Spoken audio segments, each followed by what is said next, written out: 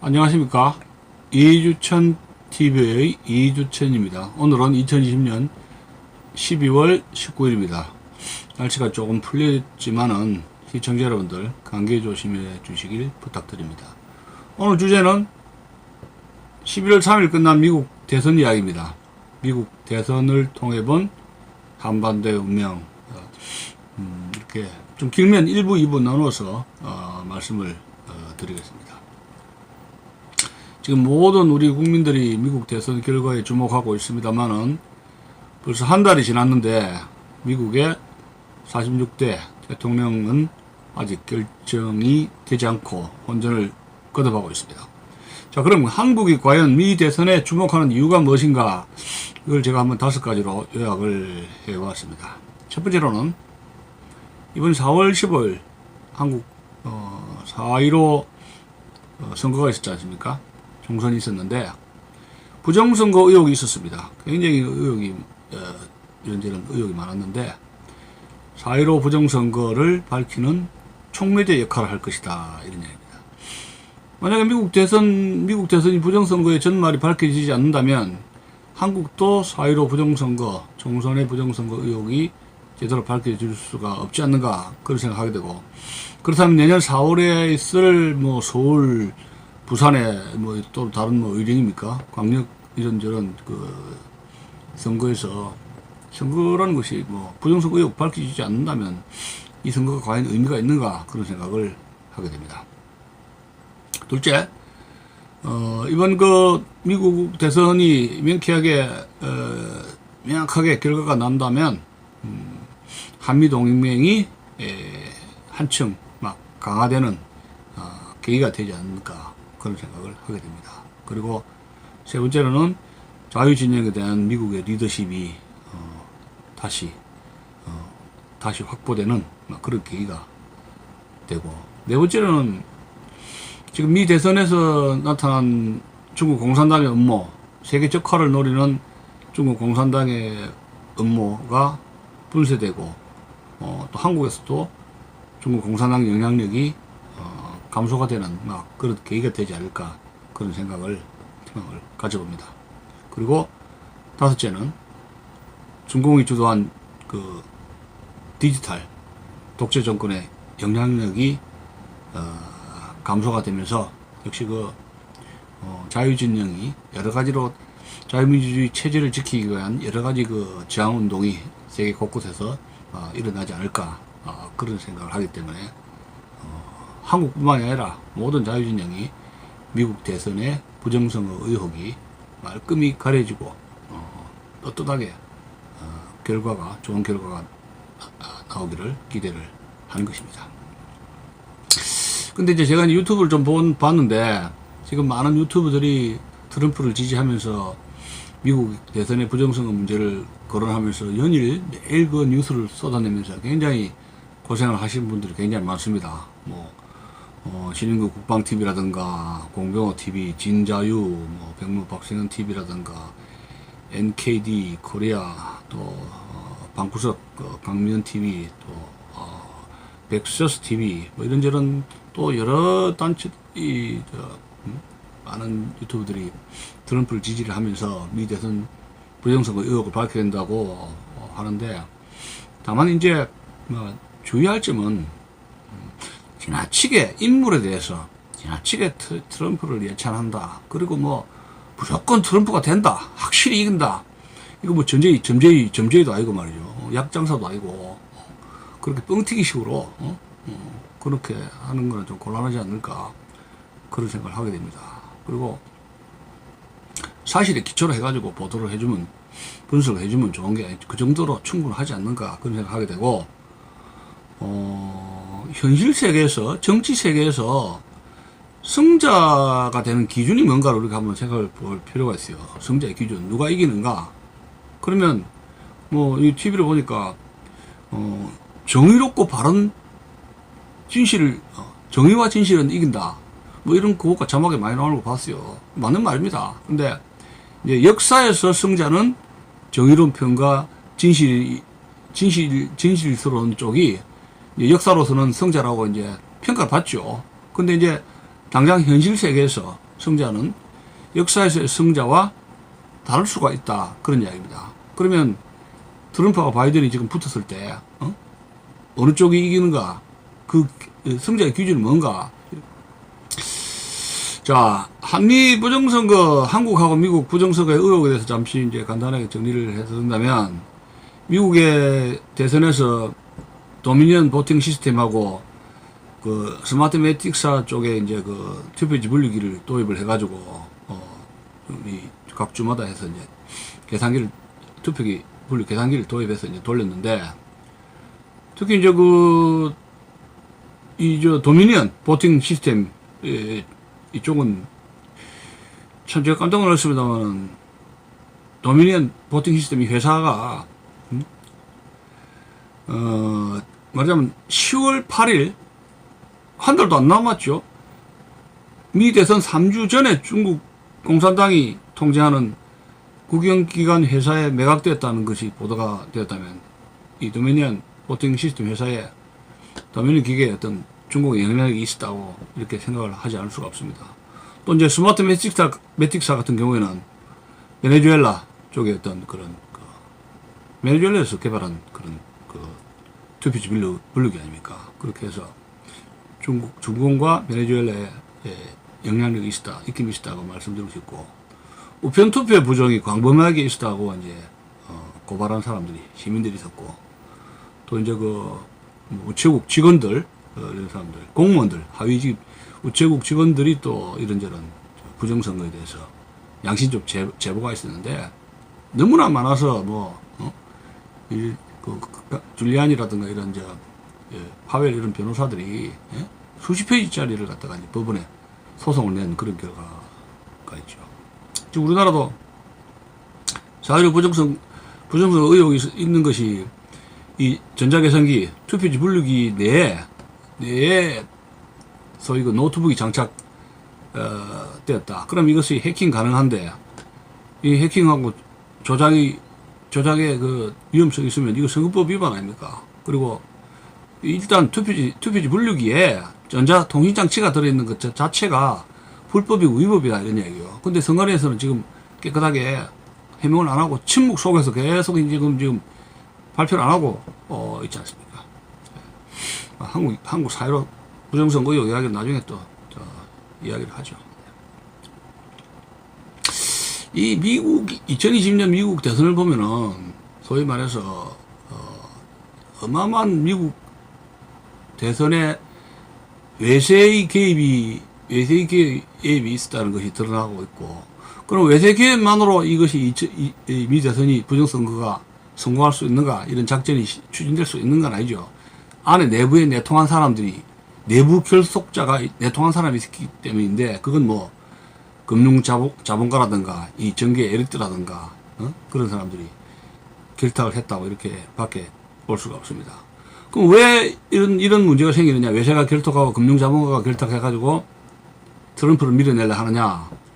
이건 이제 결국은 2010년에서 시작된 오바마 행정부 시절이죠. 중국이 굉장히 위험하다 했는데 오바마 행정부 8년 동안에 방치를 했지 않습니까? 근데 제가 좀 설명드린다면 1947년, 48년에 소련 공산주의가 위협을 했을 때 미국에, 그때의 소련의 국력이 미국 국력의 50%가 안 됐다 그래요. 40% 좀 넘었다 그래요. 근데 2010년에 G2로서 중국이 등장할 때 2010년에서 15년 사이 이제 오바마 행정부가 끝날 때 중국의 국력이 GDP 계열이죠. 미국의 60%를 상회했다 그러지 않습니까? 이거 굉장히 큰 거거든요. 그러니까 이제 오바마 행정부 때 8년 동안에 그냥 관망하다가 트럼프 행정부 들어서면서 이거 도저히 안 되겠다 하면서 이제 위기를 느끼면서 트럼프 행정부에서 중국의 이런 패권 경쟁에 대해서 굉장히 강하게 제지를 하면서 미중 패권 경쟁이 본격적으로 붙은 거 아닙니까? 그게 이제 존 볼턴의 핵으로서도 볼턴하고 트럼프가 볼턴이 트럼프를 높이 평가한 게 중국의 위협, 중국이 미국에 대한 헤게모니 위협에 대한 그 공동의 인식, 거기에 대해서 트럼프를 굉장히 존 볼턴이 높이 평가했다고 나오고 있습니다. 그러다 보니까 중국의 시진핑으로서는 위기를 느끼지 않을 수가 없고, 미국하고 미국에 정면적으로 싸울 게 아니고 선거에서 그냥 끌어내리 버리면 되지 않습니까? 트럼프만 끌어내리면은 된다는 이야기죠. 뭐 조 바이든은 구워 삶나 먹기는 이건 뭐 식은 죽 먹기니까 일단 선거에 개입해서 끌어내리는 것이다. 끌어내려야 되겠다. 뭐 이런 작전이 있었던 것 같고, 그 여기에 이 선거에 중국 공산당뿐만 아니라 러시아, 세르비아, 베네수엘라, 이란 이런 각국의 나라들이 각기 역할 분담을 해서 깊이 개입을 했다는 것이 지금 하나둘씩 나타나고 있는 것입니다. 그럼 미국 쪽에서는 트럼프를 끌어내리려는 세력들이 어떤 세력들이냐? 소위 글로벌 엘리트 세력들이죠. 더 에포크 타임즈에 인터뷰한 시드니 파월 변호사는 그런 말을 했습니다. 미국 정재계의 글로벌 엘리트들이 미 대선에 개입을 해서 부정선거 이 장난을 쳤다. 이건 결국은 범죄 행위다. 용서가 될 수 있는 이야기가 아니다. 미국이 선거권, 국민주권론을 찾으려면은 선거가 공정해야 되는데 이 상태로는 이건 뭐 선거 무의미하다 이런 식으로 이야기했습니다. 그러니까 이 글로벌 엘리트들이 정제 글로벌 엘리트들이 에다가 그 재계라는 것이 국제은행가죠. 또 월가들 주식 왔다 갔다 하는 월가. 그 대표적인 뭐 조지 소로스라든가 조지 소로스가 오픈 소사이티 파운데이션에 뭐 저 의장까지 지냈지 않습니까? 그다음에 이제 빌 게이츠, 마이크로소프트 사를 자주지했던 빌 게이츠 이런 인물들. 또 이제 정계에서 민주당 쪽에 이제 전직 대통령들 오바마, 빌 클린턴 부부. 빌 클린턴 부부는 클린턴 재단, 클린턴 파운데이션 재단을까지 만들었지 않습니까? 그리고 중국에 또 클린턴 대통령은 중국에 또 자주 가가지고 두둑한 강연료까지 또 챙겼고요. 그러면 이런 세력들이 추구하는 게 뭐냐? 파워 엔진만이죠. 돈도 챙기고 영향력도 계속 가지고 있고 미국 사회에서. 그럼 이제 중국 시장, 중국하고 미국은 양쪽 다 어마어마한 땅덩어리 아닙니까? 예, 그러니까 세계에서 제일 큰 나라, 영토가 제일 큰 나라 둘인데 그 시장이 어마어마하지 않습니까? 중국 공산당 쪽은 미국 시장이 들어가고 미국에 있는 월가라든가 정재계 금융자본가들은 중국 시장에 진출해가지고 거기에 또 이권을 장악하고 서로 이제 바타제로 이렇게 하면은 엄청난 권력과 이권을 챙길 수가 있는 것이죠. 그렇게 한 10년 이상을 그렇게 같이 놀았는데 2016년 트럼프가 당선되면서 모든 것이 브레이크가 걸렸다고 하는 거였는데, 그 중국의 어느 학자가 저 강연 중에 미국 사회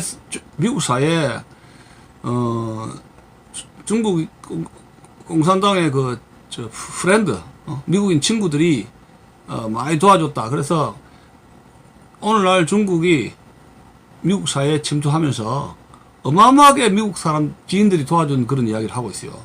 언제부터냐? 1992년부터 2016년 동안에 거의 20년 이상, 25년 동안에 미국 사회에 중국 공산당이 침투를 해가지고 요소요소에 침투를 했는데, 그때마다 미국 내에서 올드 프렌드가 있어서 그들을 도와줬다 하는 이야기를 이야기해가지고 난리가 나가지고 유튜브에서 그 폐쇄를 했지만 그게 이제 지금까지 돌아다니고 있는 거죠. 그럼 중국 공산당이 미국에서 자기들 친구를 어떤 방법으로 포섭하느냐? 뭐 그건 뭐 역사 이래 간단합니다. 유력 인사들 포섭하는 거는 money and woman입니다. bribery and woman. 민계로 써서 남자 혼을 낚아채거나 약점을 잡거나 아니면 돈을 주는 거죠. 기부라든가 이렇게 해서 금전살포라든가 민계를 통해 가지고 곳곳에 침투를 해가지고 미국의 정계, 재계, 언론계에서 다 자기 친구들을 중국의 친구로 포섭을 했다. 근데 이러한 그 현상은 그 그러니까 지금 원래는 그거 2020년 대선 이전에 미국 사회에서는 오랫동안에 어떤 소문이 있었냐면은 소위 그 딥스테이트, 또 다른 말로 하면 그림자 정부, 뭐 일루미나트, 그다음에 이제 그레이트 스왑프 인 워싱턴 DC, 그죠? 뭐 워싱턴에 큰 늪 이렇게 해서 여러 가지 이제 소문이 파다한 그런 그 워싱턴 정부, 워싱턴 DC에 있는 저 행정부 외에 또 다른 어나더 가버먼트, 다른 정부가 있다 그런 이야기죠. 그게 더 깊이 숨어 있는 그림자 정부, 딥스테이트, 그게 딥스테이트인데, 그게 이제 미국 대통령 말고 다른 대통령, 그림자 대통령이라고 할 수 있죠. 그런 권력을 갖고 있는 사람이 있었다는 소문이 뭐 건국 초기부터 이렇게 계속 이렇게 이제 소문 들어서 소문으로 해가지고 흘러왔습니다. 한 100년. 네.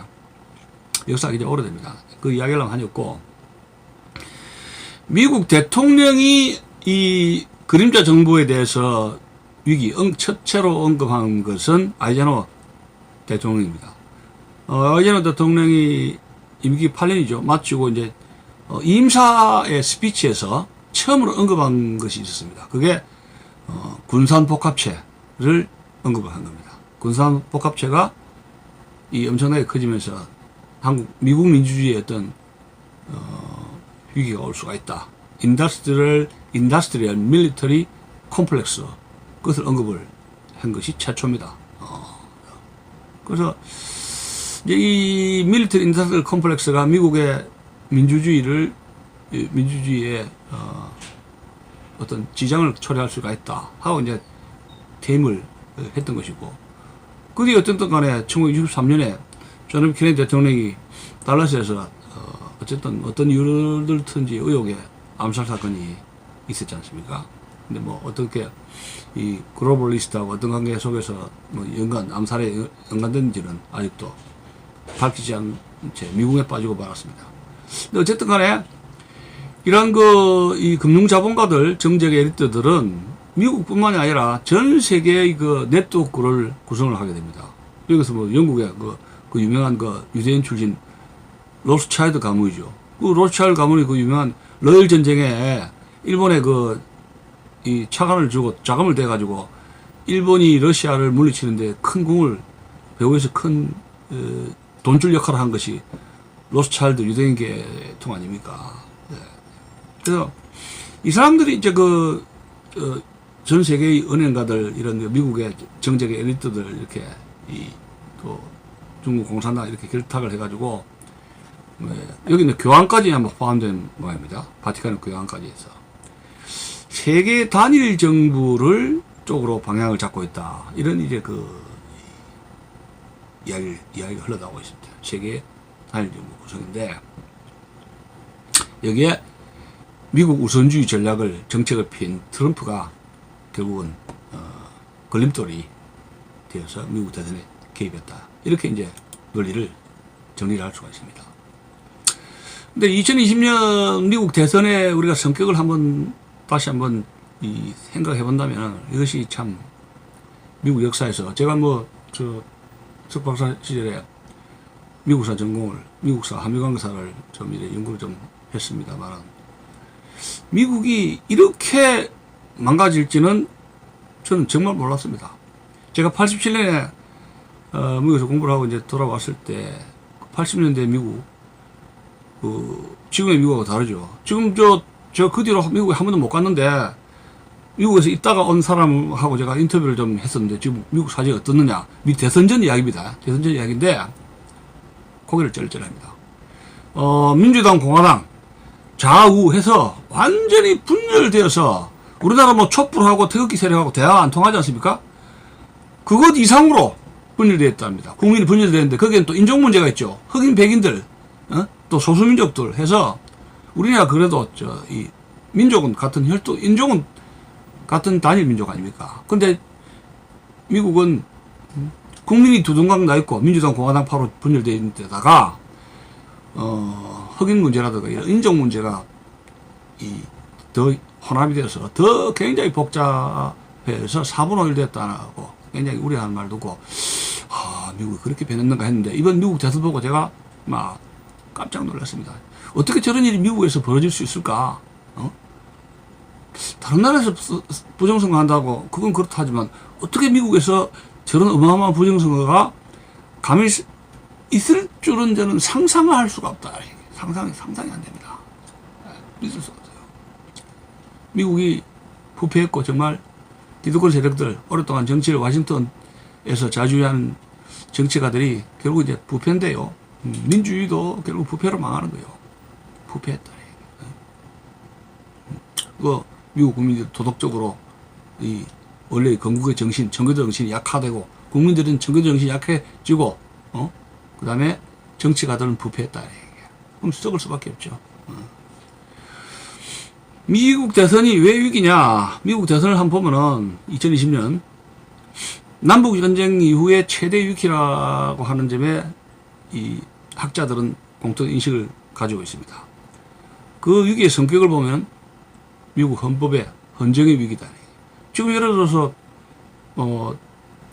바이든, 트럼프 이런 사람들 패자가 승자에게 겸허하게 인정을 해가지고 끝내야 될 것인데 끝내지 않고 있고 불복을 하게 되고, 또 각 주마다 이제 갈등이 있고, 이 대통령 선거 절차 그 결과에 대해서 텍사스 주를 위로 해가지고 연방의 다른 주에 대해서 불만을 터뜨리고 있고, 미국 헌법이 지금 헌법 정신이 제대로 지키지 않았다. 헌법이 위기가 있죠. 연방 헌법이 위기가 있고, 또 자유민주주의 체제 위기입니다. 체제. 우리나라도 지금 체제 위기가 많은데, 체제 위기라는 거는 사회주의 공산주의자들이 BLM이라든가 BLM 어떤 집단이 있죠. 흑인들 중심으로 한 조직들. 흑인도 사람이다. 그래서 상당히 결탁을 하거든요. BLM 조직이 있고, 그다음에 공산주의 세력. 다른 공산주의자라는 게 아니라 다른 단체로 해서 위장을 한 그런 막시즘이 살아 있습니다. 미국에서도 대학가에서도 그렇고, 사회주의 공산화를 기도하는 데서 자유민주주의 체제 위기가 와 있고, 또 이제 보수의 공화당과 리버럴의 그 민주당 간에 굉장한 그 당파적 위기, 굉장히 우리나라 지금 더불어민주당하고 무슨 야당하고 지금 박터지게 싸우고 하듯이 그런 당파 위기가 굉장히 심각하고, 아까도 얘기했지만 더 주와 주끼리의 갈등, 주와 연방 간의 불신 대립, 연방의 위기, 이런 위기가 굉장히 중첩되어 있는데, 이거는 전무후무한 위기다. 남북전쟁 때는 사상자 60만 이 사상자가 나왔었는데, 내전을 통해서 그 미국이 1차 대전, 2차 대전, 베트남 전쟁, 한국 전쟁, 이런 여러 전쟁에서 가서 죽었던 사상자를 합친 것보다도 더 많은 것이 남북전쟁 때 죽은 거 아닙니까? 지금 미국 사람들 총이 있으니까 이번 대선에 불만을 품고 어디에서 폭동이 일어날지, 내전화될지는 그건 아무나 장담할 수가 없죠. 총기 소유가 지금 헌법에 지금 보장이 된 거 아닙니까? 개인이 방어하는 게 총기가 소유가 되어 있는데 그걸 가지고 뭉쳐서 뭘 할지 어떻게 될지 알 수가 없죠. 또 심각한 것이 미국이 이제 동성애 하프닝이 그런 것도 지금 각 주마다 그렇게 지금 동성애 자들끼리 결혼식도 올리고 한 그 주들이 있었지 않습니까? 캘리포니아 주입니까? 몇 주들이 있었죠. 이게 참 나라 망조들라면 동성애자들이 이제 설치게 되는데, 상당히 그 동성애자들이 이제 목소리가 커지게 되고, 또 이제 흑인과 인종주의자들 권리가 점점 확대가 됩니다. 우리도 새로 쓰기 이런 운동도 있고 하면서 미국 정체성이 통째로 흔들리는 걸 목격하면서, 이야, 이거 우리나라하고 비슷하다. 근데 어떻게 보면 우리나라보다 더 심하다 하는 것을 느끼게 되면서 충격을 금하지 않을 수가 없는 것입니다. 그래서 어떤 유튜브는 한국이 뚫리니까, 4.15 총선 이야기입니다. 한국이 뚫리니까 미국이 뚫렸다. 이런 말 하고 있는데, 그것이야말로 참으로 명언이 아닌가, 그런 생각을 하게 됩니다. 과연 그러면 2부 순서에서는 앞으로 2부 순서에서는 그 미국의 사회의 그 작용의 실태, 중국 공산당의 영향력의 침투, 뭐 이런 것에 대해서 말씀을 드리겠습니다. 예, 감사합니다.